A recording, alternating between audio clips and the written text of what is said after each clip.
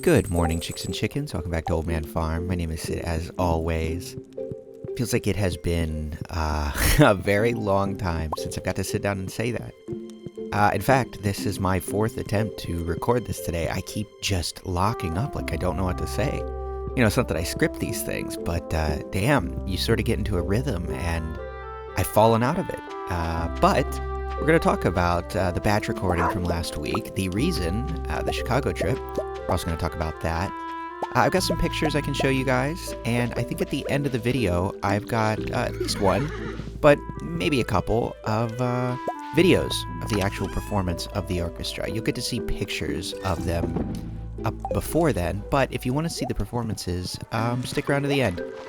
There was a couple of songs in particular that really got me jazzed up. Oh, we've just got in just a traffic jam. That's wonderful. But yeah, we'll get in and talk about it, right? I guess first I want to say that it was absolutely amazing. I know that the way the tour is going, and given what YouTube tells me about my demographics here, I think most people that watch this have missed the opportunity to go see it. If they do another run of this, I can only say go. It was very, very cool. I've never seen an orchestral performance. I've been to stage performances of things where there was an orchestra, but it's a little different when the orchestra is the focal point. You know, they're what's on stage, they're what's specifically seeing the applause and things like that. It was a different experience. Very cool. Also, I think we've got something blocking us. Also, I'm hearing the music differently now. In the sense that, oh boy, okay, let's shelf some of these things, right? But yeah, I'm hearing the music differently in the sense that now I can sort of, I can visualize what instruments are what parts of the songs, and I suppose like you could have done that beforehand, but me and my smooth brain didn't really think about it, and it's really cool, when you hear like the amount of like plucking that is done on the strings, on the violins and the cello and things that are plucked rather than using the bow, and that was just something I noticed from getting to watch it. But yeah, it was called the Festival of Seasons, right? So it goes through the different seasons, and the what is that called? The conductor, there we go. The conductor gave a little story between each, a little bit of a preamble. It was really cool. It was really well done, and it was legitimately very funny. Little inside jokes. You can tell that whoever wrote it, which my understanding is that old Concerned Ape himself, Mr. Baroni, was, really hands-on with the design of all of this, obviously. This wasn't just some corporate project, right? But anyway, really, really nice little intros, very funny, like I said. But, let's see. We've got a couple of spots we can use. There we go. But it went through the different seasons, and there would just be a medley of, like this. If you're familiar with the soundtrack, there will be, since we're in the fall, there'll be songs that'll just say fall, and then in parentheses, it'll have a name. Like I believe this song, I'll put text on the screen if I'm incorrect, but I believe this song is called The Smell of Mushrooms. But you could also just say, it's one of the fall songs, right? Well, they did a medley of each season, and then they did different, pumpkin juice. They did different songs that were, maybe, I don't know, something specific from that. Like, for instance, there was an intermission between summer and fall, and of course, they did Dance of the Moonlight Jellies on there. It was, just things like this. They did, they did a suite of tavern songs for the fall. So, oh, I think I had some open slots there. Yes, we did. Yeah, they did a suite of tavern music for the fall, which would include a lot of like the Prairie King. They did the entirety of the Prairie King sets of music, which boy, they were. At least I will say specifically, the violinist, one of them, was working really hard on those. On the Prairie King songs. There was some real effort put into those. Those are intense. And yeah, honestly, the people playing these songs were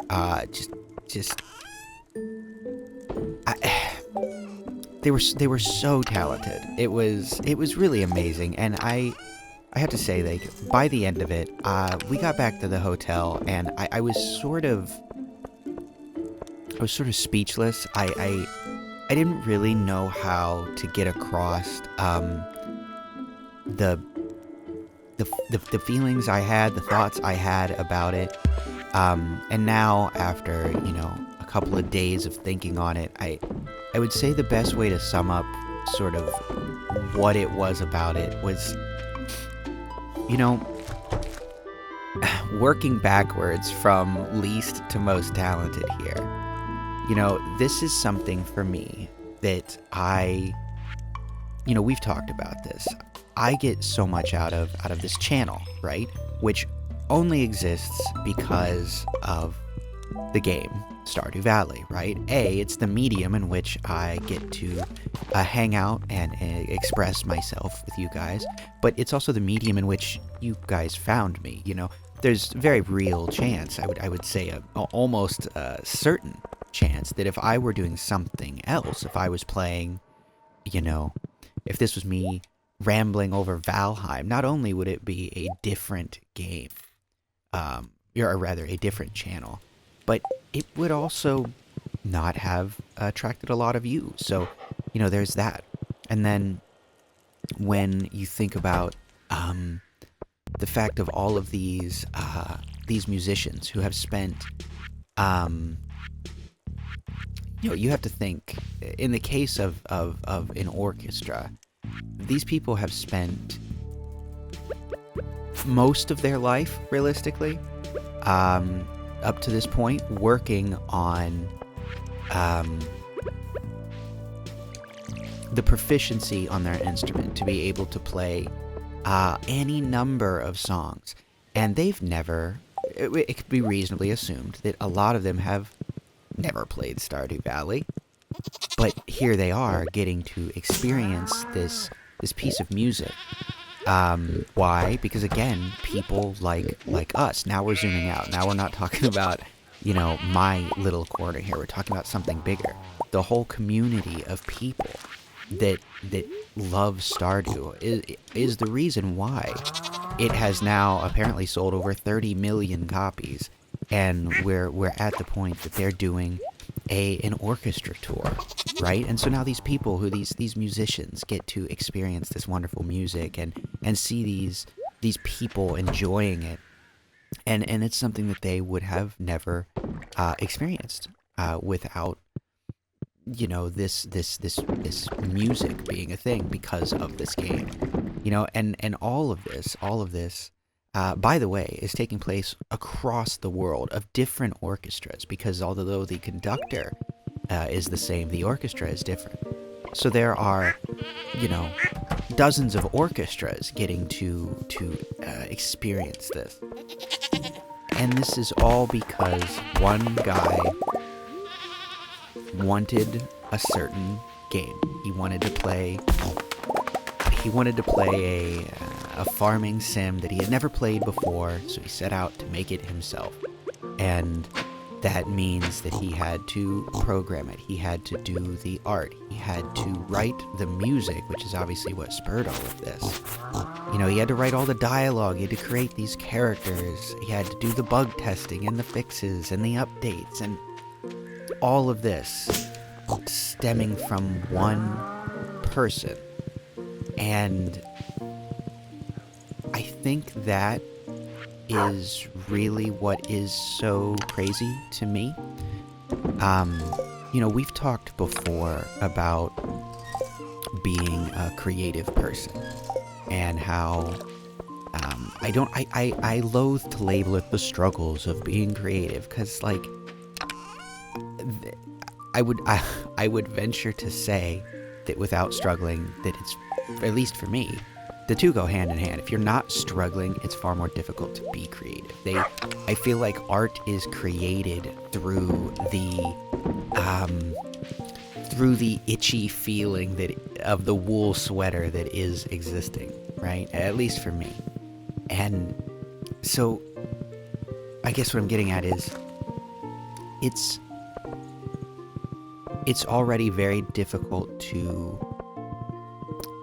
for a lot of people, it's difficult to be creative. You know, you struggle with, is what I'm making good enough? Is anyone gonna like this? And I've mentioned this before. I mentioned this on stream last night, but if you're not making money, no one considers what you're doing. Oh shit. I think we missed him. Damn it, we did. I really, really don't like that we can't get on the boat. That sucks. I got Gavin and I forgot. Imagine that. But yeah, if you're not making money, then people oftentimes don't consider you an artist. You know, oh yeah, you're artsy. You'll hear that. You'll hear you're artsy, but you're not an artist. You don't do it professionally. You're not an artist, right? We have Biome Patrol, Cave Patrol, no. So, you know, then whatever. And then there's the actually following through and seeing something you're making really come to complete fruition. It's difficult. I've found. I think a lot of creatives tend to be inspiration driven, and that can be very difficult to get something done if you don't have a specific goal in mind. Like right now, where am I going? What are we gonna do? Can't go to the islands. Oh, I messed up. Well, let's go to the Nexus. Anyway, so my point is, Concerned Ape makes this game, and it's his vision. It's a thing that he wanted to see, right? And so he made it. And people really resonate with it. And something I find so amazing about Stardew is the fact that I think so many people see representation in it. They see themselves in one way or another. They get to experience something about themselves. You know, be it like me, feeling such a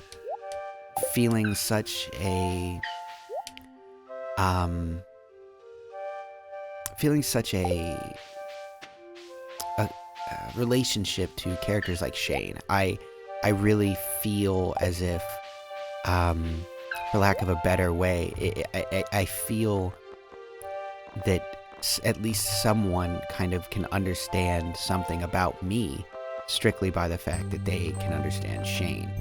And you know, that's interesting. That's cool. And you know, or something as simple as, like, I've mentioned this, that one of the things I really, holy crap, we can just buy prismatic shards. No way. Well, they're expensive, but hey, there we go. I'm buying one. Awesome. I was really drawn to this game by the fact that you can choose to marry a man or a woman.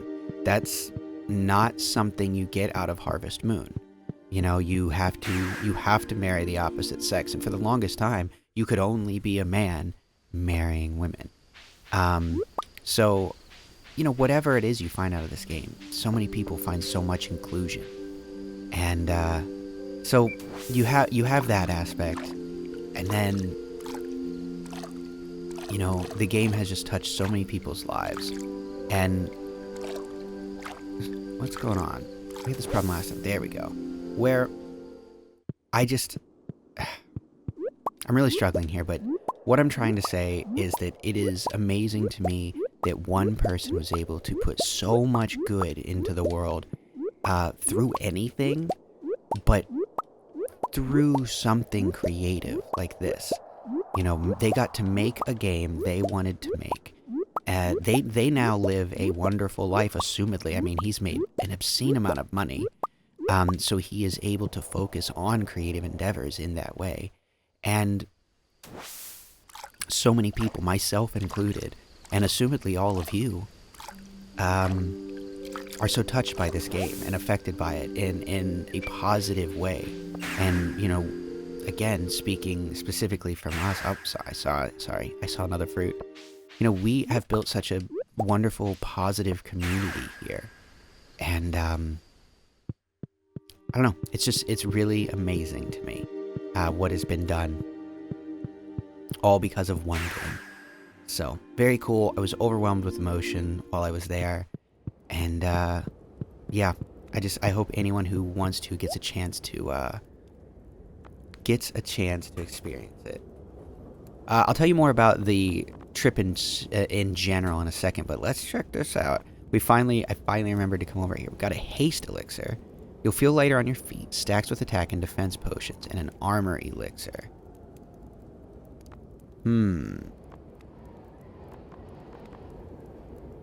Lot of defense on that. Stacks with speed potions. Does a haste count as a speed potion? Yeah, I think so. Do we have room? We do. Now this dagger is probably really good. Tempered Galaxy Dagger. 50 to 70 damage, plus 5 speed, plus 10 defense, plus 17 crit. I mean, it doesn't have the damage. I feel like that thing's really good, right? Oops, keep doing that. It's higher level than our Galaxy Sword. I don't know. The reason I came here, by the way, was I figure that given where we're at now, see, the thing is, I'm gonna buy that. Now that I've found that prismatic shard, I'm wondering how often we can go back and rebuy that. But at 100,000, I actually can't even afford another one yet. So I'm not sure what to do, but I'd like to go back to the Badlands soon. That's what I'm getting at. But anyway, I'll throw up a couple pictures here. We did also go to the Field Museum. We also, which was amazing. If you've never been, it's amazing. It's such a wonderful place. Yes, inventory full. We ate a lot of food. We got some very good Chinese food. We got we also got some ramen. We got multiple types of pizza. It was a really, really good time in a culinary sense.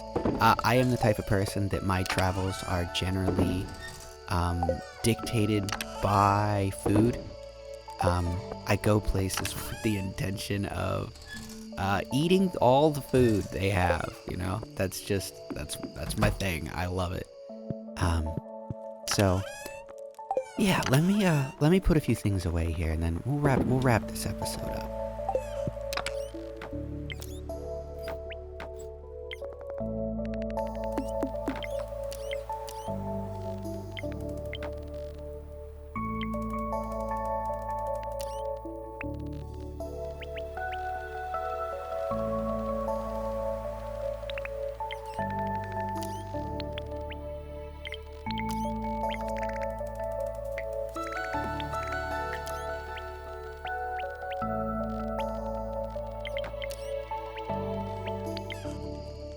Okay, I made a little chest over here, and it's going to be specifically for when we go to fight more difficult areas, but also it does have our prismatic shard and our cinder shard. I'm realizing we haven't taken the prismatic shard to the museum, so when we lean in and buy some more of those, we might have to do that.